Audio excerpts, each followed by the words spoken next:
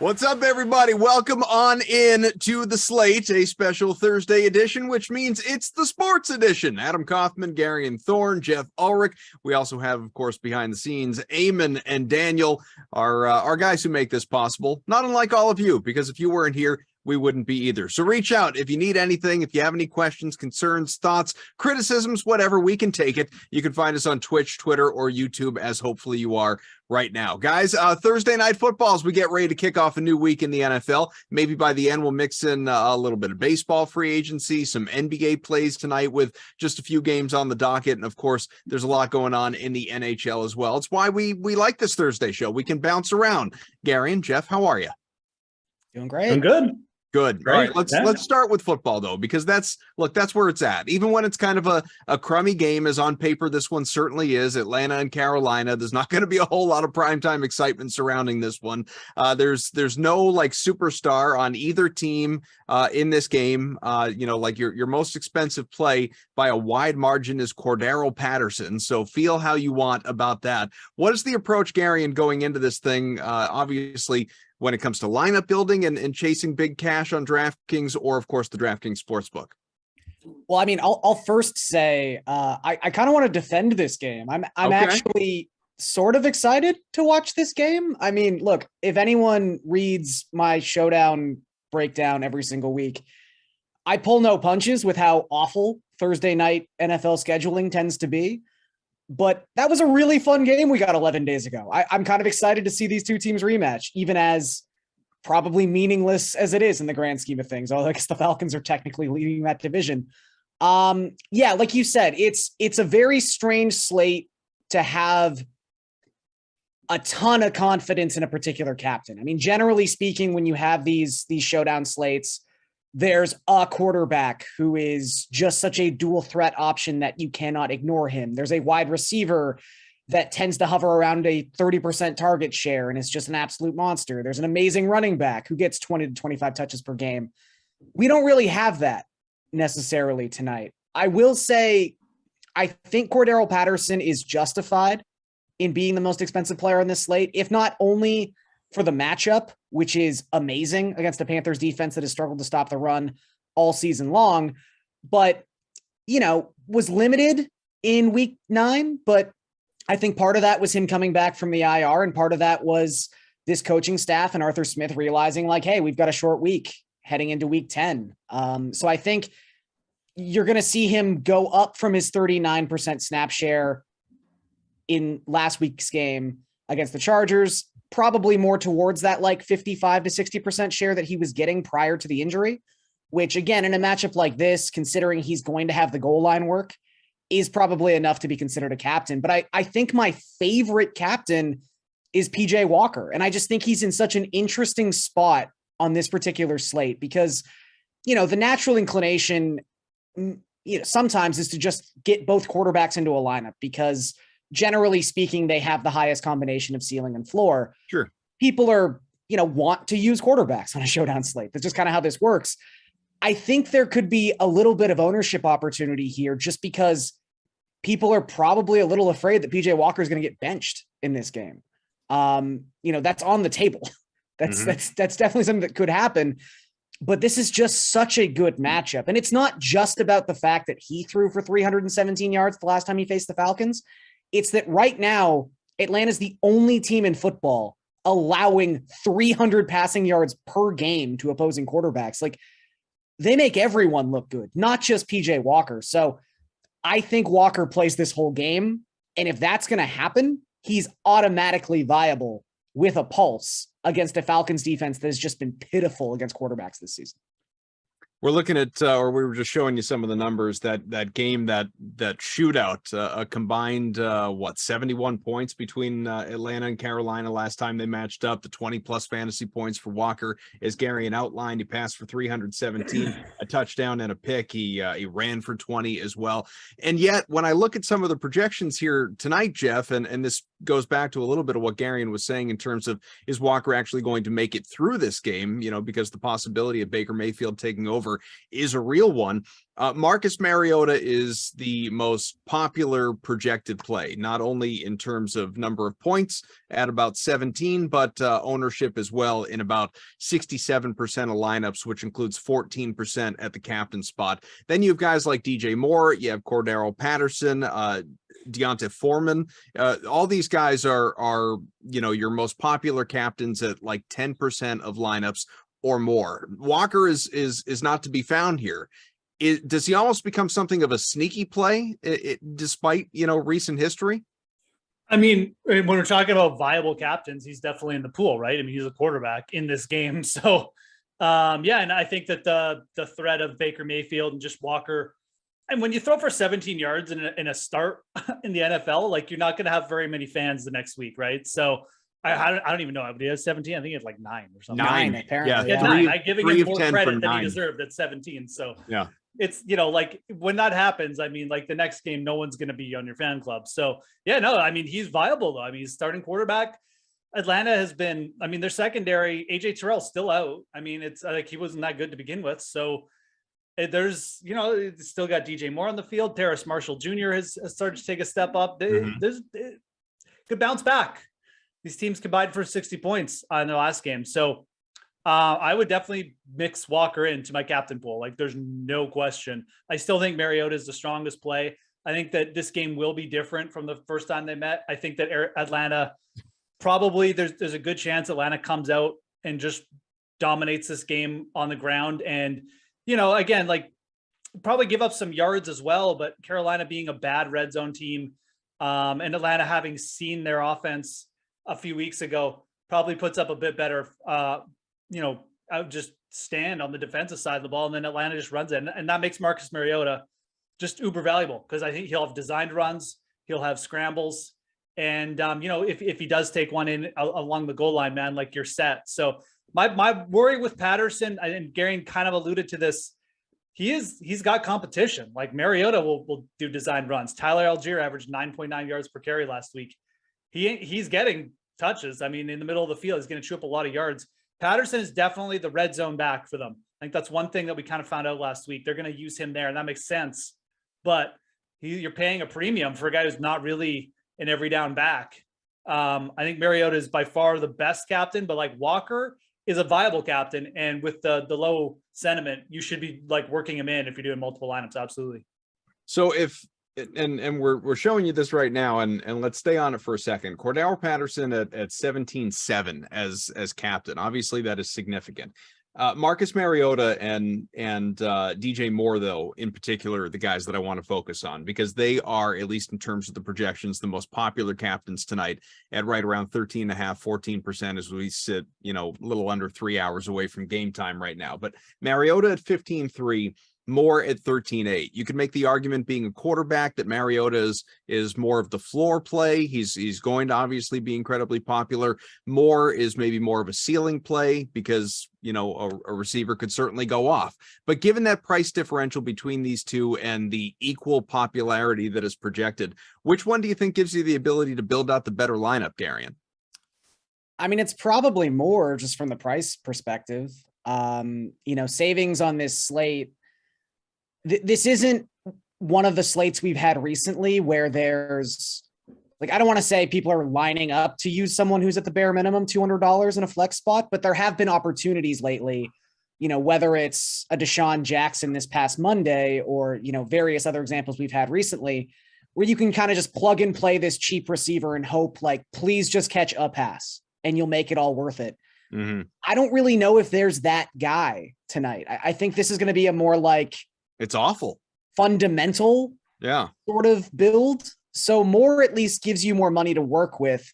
Also to Jeff's point, like if I think the predominant game script theory of this game is Atlanta's going to control time of possession. They're going to be able to run the ball. They're probably going to be playing with the lead.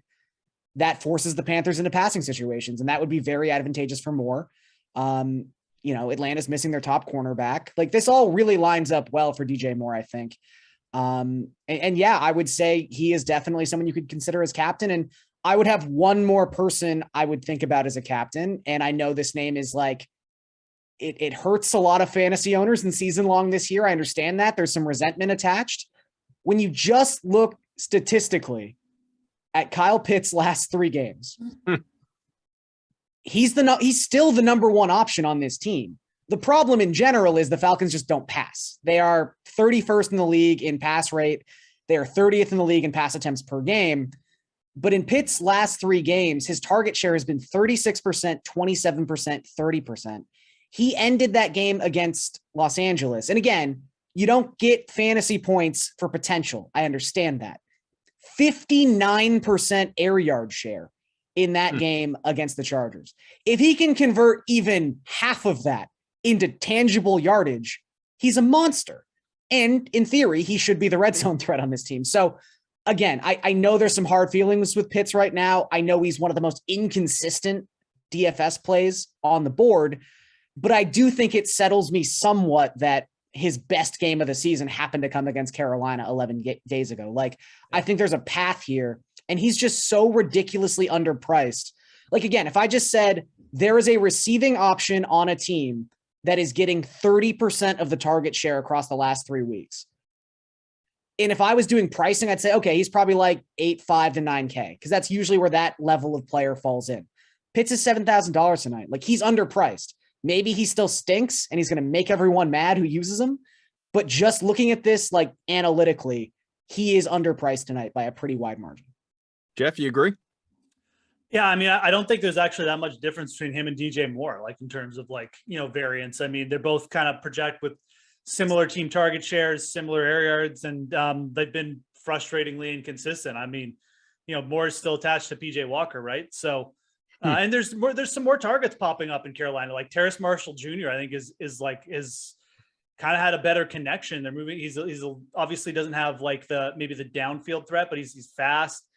Yeah, I think Pitts and Moore are like very similar targets, but like everyone's going to be on Moore. So I think Pitts is actually is the better target. He's cheaper. He's going to have better like leverage with him. So yeah, no, I'm behind that. I want to make a case for Tyler Algier, but I just don't think there's enough carries. He probably needs like a long rushing touchdown. He's a good flex option though. But yeah, no, in terms of captains, that's as far down as I'd go. Donta Foreman probably deserves some consideration. He's like a main carry back. He doesn't catch many passes though. And also it's just like the Panthers suck. So obviously he scored, but he scored 3 times last time. Yeah.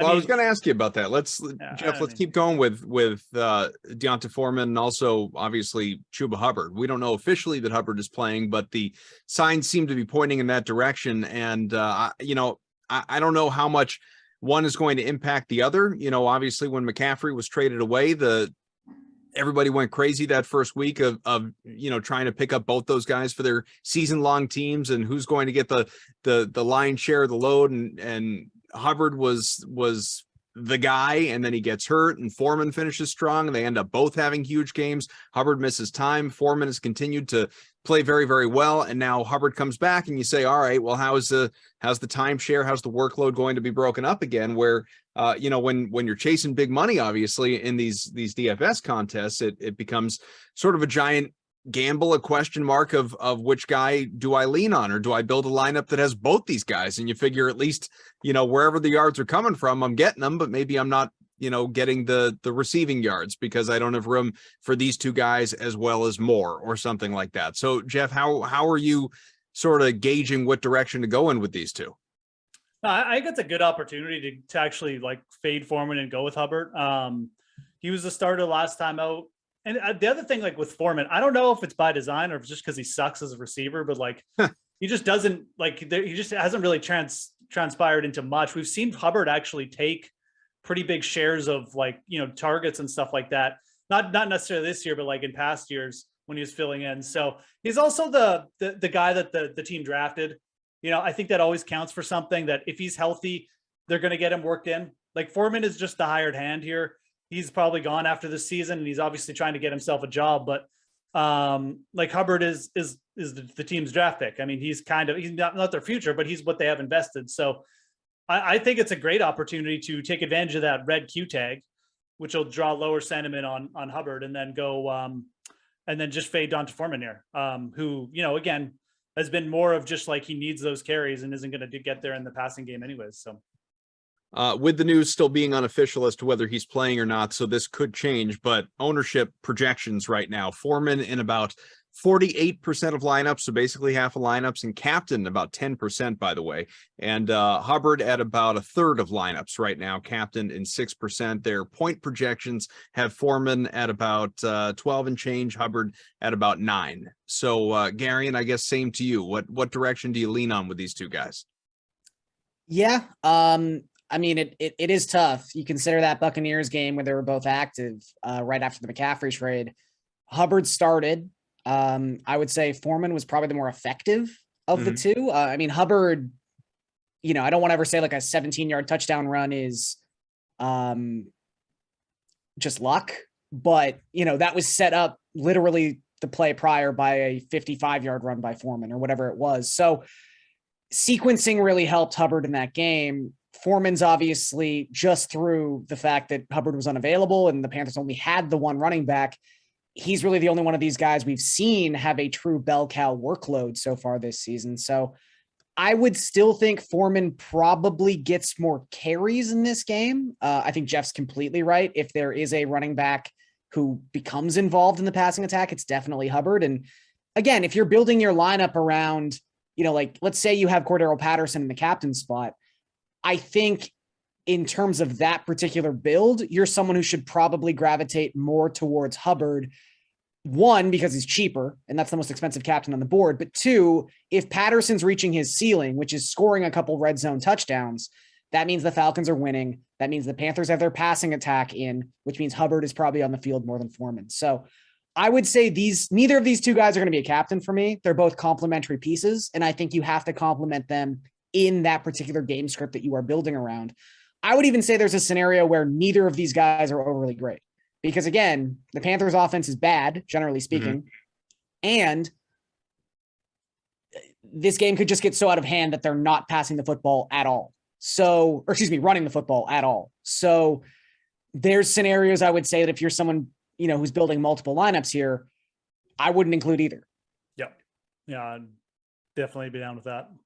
Sometimes I'm sarcastic when I ask this, but I actually mean it as it relates to this game. And I've been looking at some of the optimal builds, and this is a very real thing. Garion, could you justify putting both the kickers in your lineup? I knew exactly where this was going.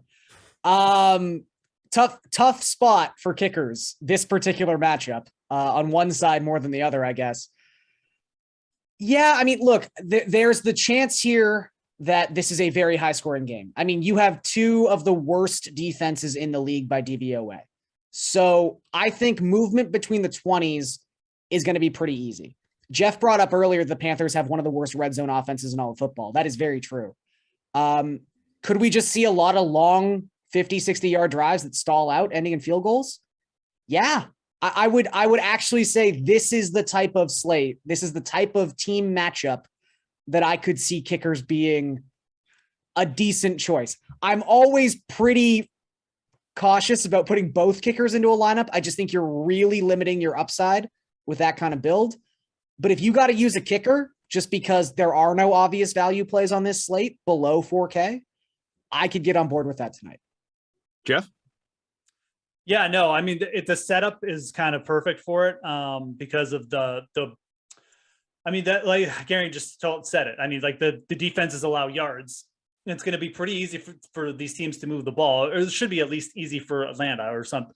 I just don't even know what Carolina is going to offer on offense. But in theory, we should get some movement here, and that should at least put teams, give them multiple field goal opportunities. Yeah, both of them, we just kind of talked down the running attack for Carolina. So, I mean, certainly like fading that, going with, an extra receiver or something, or like doubling up on the Atlanta side. It's interesting. I would probably say like just going with Younghoe Koo is probably like the safer option. Yeah. Pinheiro has real like bad potential attached to him just in terms of points. But so it's certainly I kind of struggle because I do think like this is going to be a little bit different game than we saw.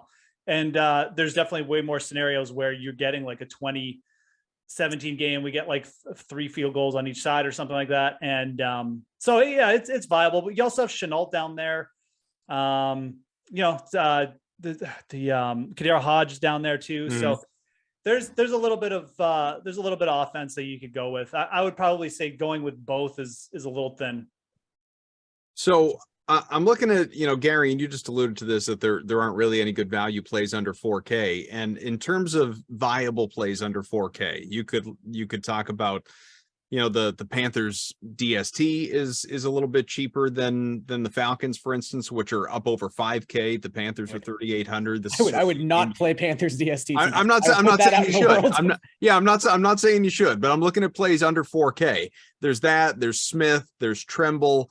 Chenault, who maybe was last impactful in a Madden sim at this point. There's Ian Thomas, I guess, who's 2K. I don't think there's any, Jeff, you just mentioned, Hodge, who wasn't really jumping out to me at $1,400. I'm not sure there's anybody under 2K that I would even consider putting in a lineup. And even the 2K Ian Thomas is one that, I wrestle with internally. Like, there isn't that $200, $400, $600 play that makes any lick of sense in this game. I mean, this whole game is giving me flashbacks to how much Brian Edwards I drafted in best ball over the summer. Yeah. I don't know what the hell I was thinking there, but yeah, number 1 wide receiver, sure. He may not even be active for this game. In all seriousness, if he is active, I mean, that's like, I don't even know who else you would look to here. Like, is Ferkser? I don't know. Is he even?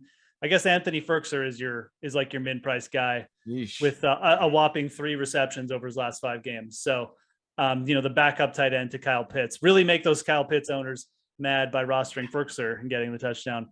But that's what you're left with. I mean, him, right. Edwards. You're hoping for a miracle. Mecole Pruitt. God, how many tight ends they just have all the old Titans tight ends in this game? Is it Hesse, however you pronounce his name? That's right, because they have the old Tennessee coach. That's why. He's right. Yeah. Right. He's about 3% projected ownership, and that's the most of any of those min. I mean, here's the thing. It's like there's such a massive difference, even though there's not that much difference between being priced at 8,200 and being priced at 9,000 in the grand scheme of things. On a per dollar basis, there is such a huge difference between being priced $200 or like $1,400 on a showdown slate, because it takes that please just catch one pass and somehow magically be at like 25 times value versus like catch a pass and be at 2 times value. Fantastic. Sure. Like, the multiplier there is so big that if a guy's not min priced, and because you have so many just weird secondary options on these teams, like there isn't a definitive, here's the wide receiver 1, here's the wide receiver 2, here's the wide receiver 3, here's the tight end 1. It's a lot of like, oh yeah, 5 wide receivers play. They all play like 50 to 70% of the snaps. Damiere Byrd's going to get 1 70-yard ADOT pass during the course of this game. Like, there just isn't that room for value. Like, even someone like Ian Thomas, as you were talking about, Koff, like, we pray at the altar of backup tight ends on every showdown slate. That's just kind of what you do. But 2K is a lot for a guy who you're basically hoping, like, best case scenario, catches a touchdown pass in a goal line formation. It's if he was 200, cool, I'd take that chance. 2,000, I'm just really not feeling it. Yeah, makes a lot of sense. We've got, 15 or so minutes left, maybe a little bit more, maybe 20. We'll get to a bunch of different things, but while we're talking some football here in this game, our pal CEH is in the chat. I need a 3-leg parlay if we're taking questions here for tonight. What do we think?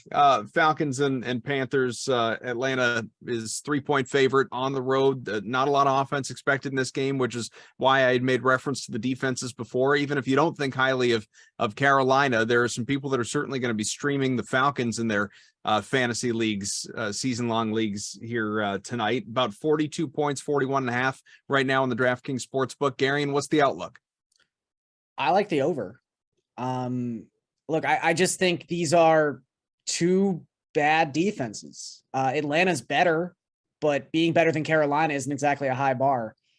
And I also think that at the end of the day, even if you don't trust the Panthers offense, the likelihood of getting into a script where they have to spend the entire second half passing the football, passing is more effective than running. We know that. Like that, it just is. So if you're giving me like an optimum pass version of this Carolina offense for the second half against a bad Falcons defense and a bad Falcons secondary, they're probably going to find their way to like 17 points. So I think the Falcons can do enough to get this over 41.5 almost by themselves. I don't think they'll score 42, but they might score like 28 to 31 points. And at that point, Carolina has to do so little in garbage time to get this up over the total that I actually feel pretty strongly about the over in this one. Jeff? Yeah, I don't feel strongly, but I agree with his sentiment, especially about the Atlanta offense. Like, I think that Atlanta could potentially put up more points than people realize here. I think they're going to be able to move the ball. You know, they've got Patterson back. They've got Algier going. We've already talked about Pitts. Like, I think Atlanta, the other thing is, like, I think Atlanta could just win this game very handily. But although we have to factor in how bad their defense can be on the secondary. So, yeah, I would lean over here. I don't feel as strongly about it because obviously, yeah, I mean, these two teams have this could also just be like a slow pace, ugly, like maybe Atlanta just gets stalled out a couple times in the red zone. The pace is a worry because you could see a lot of like 9-minute Falcon touchdown drives. If Atlanta doesn't score in their first couple red zone drives, this one could go by real quick and you could just be stuck at like 17-9 or something. So, but again, like I don't not necessarily on the under either, but because I do agree, like maybe the Falcons team total is like a better bet that I might make. That way you take out the Carolina side and maybe you get some like late action or like a late pick. I don't know anything, but 21.5 points for the Falcons. I actually don't mind that. 21.5. Yeah. So, but yeah, this is a game where I think Atlanta's gonna be able to move the ball. I guess I'm eating, I got it at 2.5. I think it was yesterday, so I'm fine with that. But like, yeah, a little bit wary that everyone's on the Falcons here. Always a concern, but I do like the setup for their offense quite a bit. Again, this isn't like what I'd call like whenever you have teams like this and defenses like this, it's not what I'd call like a real heavy lean or heavy bet. But yeah, on Atlanta and the over here, I guess as well. But I think you could do like, if he really wants a 3-leg parlay, I know it's probably like the most base 3-leg parlay you're going to find tonight, depending on how people feel about the total. Mm-hmm. But if you're going to bet the over anyway, you're thinking there's going to be touchdowns scored here. We personally think the Falcons are going to be the ones scoring most of the touchdowns. We know Patterson's the goal line back. So if you take the Falcons minus 2.5, the over on the money line, and Patterson is an anytime touchdown scorer at plus 100, I mean, it all correlates together at the very least, and you're looking at plus 380 on that.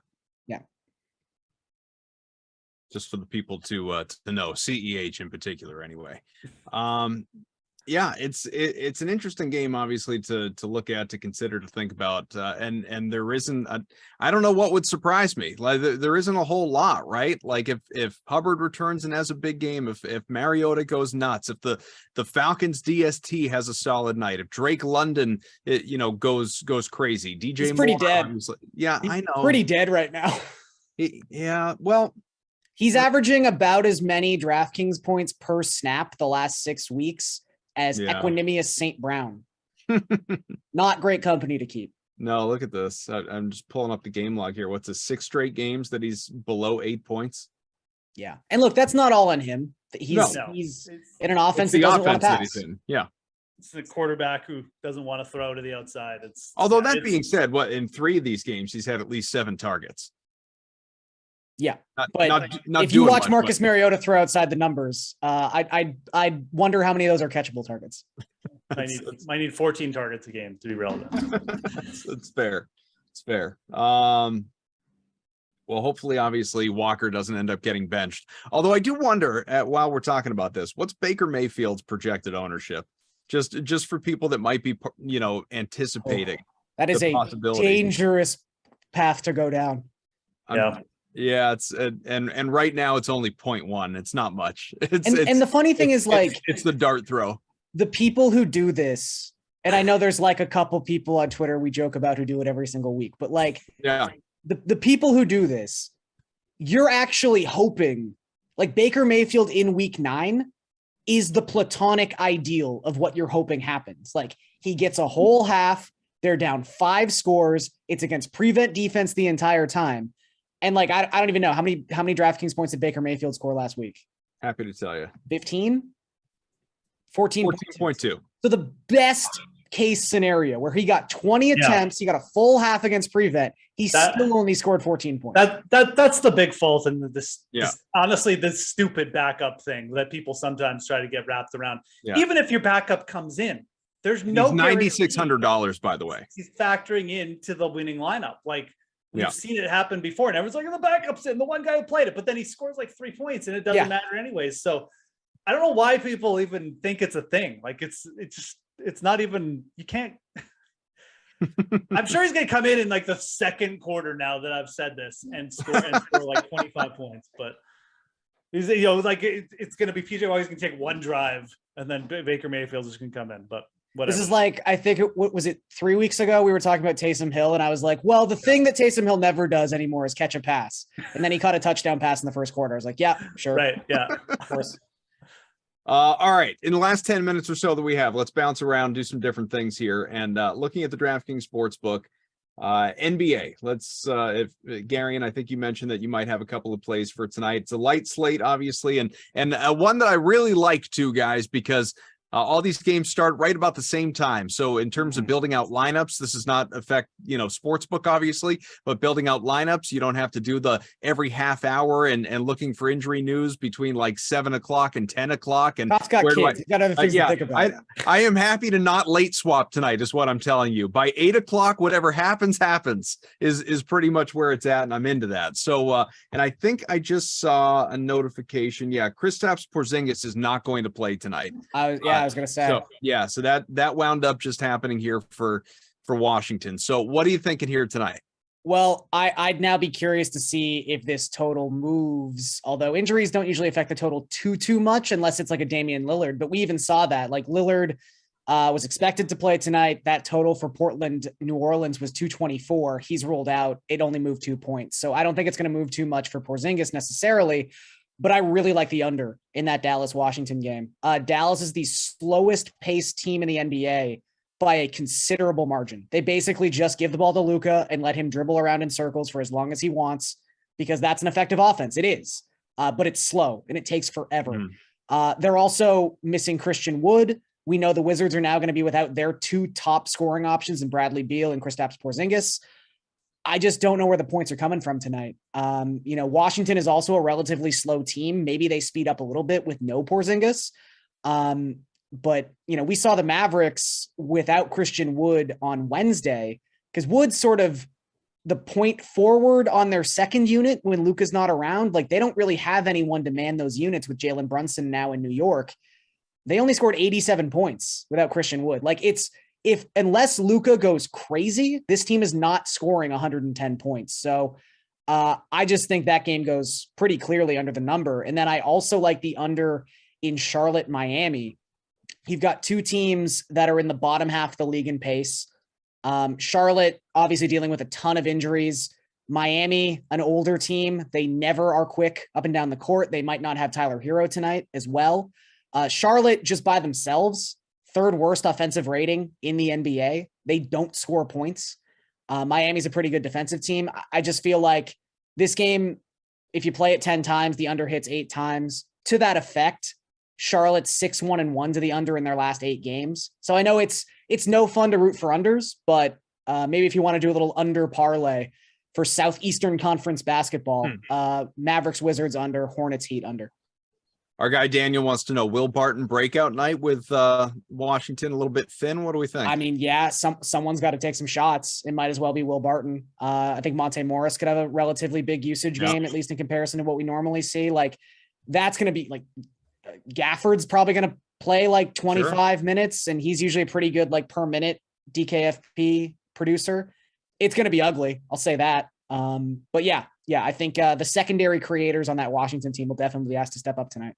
It's not just NBA. We've got action on the ice as well here, Moose, which is more near and dear to your heart. Obviously, it's a a more full slate as well. Pretty busy on the ice. To my personal bias, Charlie McAvoy is playing for the Bruins tonight. His season debut. He's well ahead of schedule, coming back from shoulder surgery. Was supposed to come back in December, and he's coming back about 3 weeks early. So the Bruins are taking on the Flames. Boston has not lost at home, by the way, 7-0 at the Garden, and that game is happening there. If you're thinking DFS, Edmonton, Jeff's Oilers are playing in Carolina, and anytime I make a lineup that features both Draisaitl and McDavid, it seems to do well. These guys are just virtually automatic. I saw a stat on Twitter a little while ago, Jeff, that those two guys, just the two of them, have more goals combined than the entire St. Louis Blues roster. What are you looking at here for tonight? Yeah, and I mean, we could start there. I mean, I can't even pronounce the Carolina Hurricanes backup goalie, but they're starting him tonight. I like the over there. Carolina's coming off a shutout. Edmonton allows a ton of shots, high danger chances. The over is getting juiced up. Liked it better when it was -110, but I expect like a 6-4 kind of game, 5-3. So you can start there. And just to your point about the Bruins game, I think that's actually a good under target. I'm just trying to double check that Allmark is starting, but he's like perfect at home. Yeah, I suspect that he is, because they haven't played in a couple of days, and and he's what, 9-1 right now. But I think he's undefeated at home. Yeah, correct. I don't think he's allowed more than 2 goals in a game at home. Yeah. And then this is all without McAvoy, their best defender, who's now back tonight. Right. The Flames have kind of they're not very good. They've lost 5 in a row. They do have Dan Vladar in net, but he's actually been better than Markstrom late. So again, I like the under in that one. And then for some game lines, what am I looking at? I wrote up the Sabres tonight. I'll be dead honest. I think it's just more of just like I just think that they're just a little bit undervalued. Not sure how much I love this play, but a +140 for, they're coming off 3 losses, but their stats are okay. Like, they've been better defensively, and Vegas is coming off a long road trip. So I think just a +140. Best team in the NHL, though. They are. They're like, their last 3 wins have all been like extra time, or no, right. Not their last 3. Like they've been playing close games and getting the bounces, which is fine. They're a very good team, but you're getting Buffalo +140 at home against a tired team. It's not a bad spot to take that number. If it's like +110 or +120, I'd say no, but a +140, I think it's just like a pure numbers play, really. And then my one player prop I'm really chasing, Matthew Barzal, 14 assists, no goals in 15 games, playing the Coyotes. And it's just so overdue for a goal, and he's played fine. There's nothing wrong. You can also chase his shot on goal prop over 2.5 shots on net, but you're getting like +210 for a Barzal goal. I think that's absolutely fine. Dude's just, I hate to say it, he's just due. Like, there's not much else to say. I wanted to also mix in, before we get out of here in the next couple of minutes, a little bit of baseball. Obviously, there's heartbreaking news currently happening for anyone who was hoping. Do tell. Their certain favorite team would maybe God forbid, sign a reliever who can throw 100 miles an hour. Robert Suarez, the Padres flamethrower, appears to be signing a record-setting reliever deal with the San Diego Padres. So we have now basically seen the 2 highest leverage free agent relievers be scooped up by their own teams within the first 72 hours of free agency. So cool. Go get your money, man. That's fun. But Diaz and Suarez are saying exactly what they are. No, that was quick. Yeah. So yeah, there's the free agent reliever market is already drying up, and we are 3 days into MLB free agency. Well, let's be honest. The one people I think are most curious about, just based, if nothing else, on the way that he talked throughout the season, that's the soon-to-be MVP, Aaron Judge, and whether or not he will return to the Yankees. I don't think there's any mystery that they'll try and pay him. I wouldn't think, anyway. It would seem like a no-brainer, but I've been fooled before. Aaron Judge is, the Yankees are the favorites to bring him in for next year at -165 on the DraftKings Sportsbook. The Giants, interestingly enough, are next at +300. The Dodgers, who apparently have unlimited money, at +450. And then, you got the crosstown Mets, you got the Red Sox in the division, the rivals. Is there... removing like the fun, the hot stove element of it, is a surprise potentially in line here, or do you think that him going back to the Bronx is just inevitable?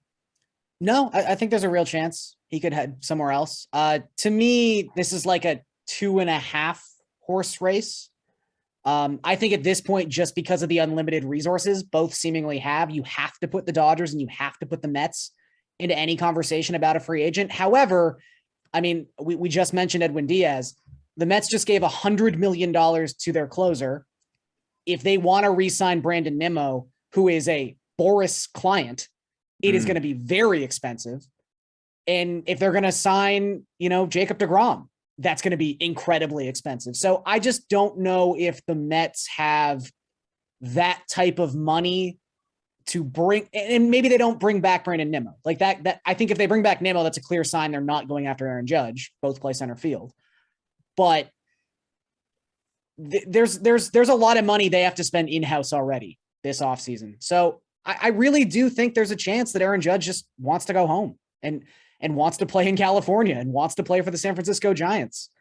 The allure would obviously be staying in New York. I mean, it's kind of funny because that was the whole conversation surrounding the Aaron Judge home run drama this season. And obviously it wouldn't have even meant anything if he were already playing for the Giants. He broke the American League record, not the National League record. Right. But, the whole, would any of this matter if he wasn't playing for the Yankees? And I think that's something Judge is going to have to kind of like mull over. Like, is he the kind of player who needs everything he does? I don't want to say front page news because nothing about baseball is front page news anymore, but like the Yankees are about the only team that still make, and the Dodgers are still about the only two teams that make like actual notable inroads into ESPN and like the daily news cycle. Does he want to be someone who is a famous baseball player, or does he want to go home? Because he's probably going to make, $400 million either way. But no, I think the Giants are legitimately a risk here if you're a Yankees fan to steal him away. But at the same time, I think it's very justified that the Yankees are minus 165 favorites to retain Judge. That is probably the most likely outcome of this scenario. The interesting thing too with Judge, and I don't know him on any sort of personal level, I'm basing this entirely on interviews that he did toward the end of that home run chase and just listening to him. Now that it's behind him, now that it's done, like he sort of seems like the kind of guy that didn't want all that attention. I'm sure he's sort of happy he got it in retrospect because he did it. He accomplished the feat, but it seemed like it was particularly draining on him to where I could see him saying, all right, I've done New York. That's behind me now. Sure. I mean, look, I again, this is all same as you. I'm just projecting these things onto him, but he's not Alex Rodriguez. He's not someone who I think wants to be the center of attention necessarily. I think he just wants to go kind of do his thing and be really, really good at baseball. I don't think very Mike Trout-like, huh? Very Mike Trout-like. I don't think he wanted Roger Maris Jr., trekking around with him for 2 weeks. I don't think he likes it when Roger Maris Jr. keeps being like the true home run king. I really think he could be done with that stuff. Yeah. So yeah, again, that's the thing with the Yankees. Maybe he wants to grow a beard. Like there's so many reasons he could want to leave New York. Yeah. I don't know. Wants to grow his hair out. Yeah. Wants to be free. Move to California and grow your hair out. It's a tale as old as time. Yeah, entirely possible. All right. We've hit 6:00. There are no Madden Sims tonight because of Thursday Night Football, but nevertheless, it is time for us to go. But we worked in a whole lot in this Thursday sports edition of the Slate. We're going to do a little bit more coming up tomorrow, obviously, on the show in, I guess, 23 hours and change from now. We'll reflect upon this Thursday Night Football game a little bit. Hopefully it lives up to the hype that Garion has bestowed upon it. And we can look at what's going on in the NBA, the Amazon NHL. Is paying me so much money to be on here and pump up their games. Oh, God. It's pumping into Garion's account here, man. I forgot I'm going to be watching that game on my phone for a period of time. Jeeps. I have 2 Carolina Panthers in one of my fantasy lineups. I'm just realizing now it's not a good season. I am streaming Mariota. I just picked him up for one of my leagues, so we'll see how that goes. All right, good stuff. Thanks to Eamon. Thanks to Daniel. Garion's going to get weird tonight. He's going to watch the Weird Al biopic and then report back for everybody tomorrow if he's back with us on the show. And Moose is going to leave because he said he would if we mentioned Weird Al. I'm Adam. We'll see you later. Bye.